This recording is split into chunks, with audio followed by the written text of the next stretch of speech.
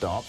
He's joining us from Manila as well. Mr. Heydarian, Mr. Trump likes to remind his hosts when he goes abroad that he doesn't, as a rule, lecture foreign countries and tell them how to behave, whether it's cultural, whether it's about human rights. But Mr. Duterte, as Matt was reminding us, is a special case. He's someone who presides over extrajudicial killings, someone who's boasted about killing people himself.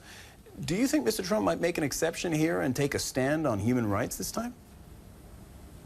Well, actually, I just came from Washington, D.C. the other day. It seems a lot of groups are trying to put pressure on President Trump to raise human rights issues, to raise the drug war issue.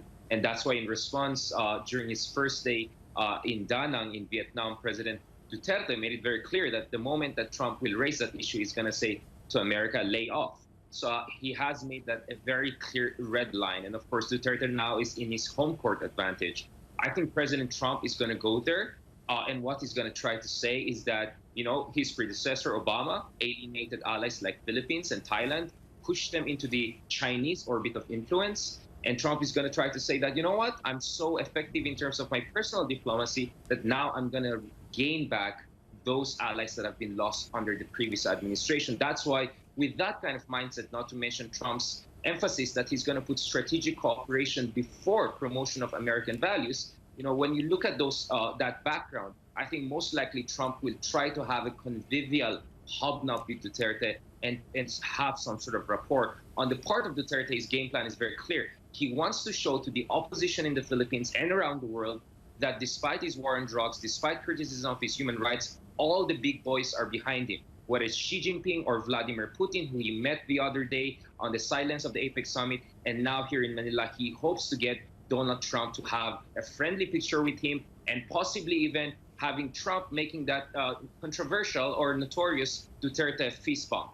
So that's what Duterte did when other major leaders visited him in the previous month. So Trump has to be very careful about that because he's going to be in hot waters if that's happened. It's a very difficult balancing act for Trump. But I think most likely Trump will not raise the human rights issue. Yeah, we're just 24 or 48 hours removed from Mr. Duterte making a comment that he himself, when he was 16, had stabbed somebody. It is unclear whether there's been speculation or whether that was a joke or whether that was meant to be taken literally or not.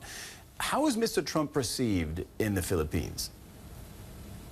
Well, if you look at the Pew Research survey, American soft power, in short, confidence in American leadership has collapsed by huge numbers. In places like South Korea and Japan, it went down by 50 to 70%. In places like Indonesia, it went by 40%.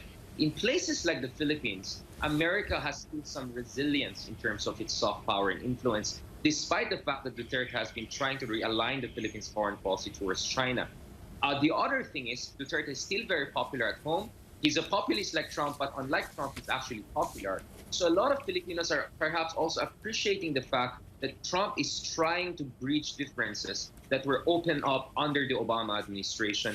And at the end of the day, the two countries remain to be allies. Most of the security cooperation is still there. And in light of the threats of ISIS and the liberation of Marawi, you know, in the past weeks, I think there's also a lot of emphasis on how the two countries can cooperate against common concerns like ISIS, like counterterrorism. But I think the other issue that will be also raised is how can U.S. help the Philippines in counter-narcotics operation? And ironically, much of the drugs that enters in the Philippines comes from China, a country that, you know, Duterte has been trying to be friendly to. And the U.S. is saying, we're willing to help you against that problem. Therefore, we're on the same page when it comes to that. And I think lastly, North Korea will also be on the top of discussion of Trump. He didn't get much concessions from China, but he will try to get ASEAN countries help in terms of tightening the noose around North Koreans until the North Koreans are forced to the negotiating table. So that's the other issue. That's why I think the human rights will really be a secondary issue at best. Richard Heydarian speaking to us from Manila. Thank you very much. Mr. Trump expected there in about 2 hours now, according to his official schedule. We'll be following that on CNN. Thank you, Richard.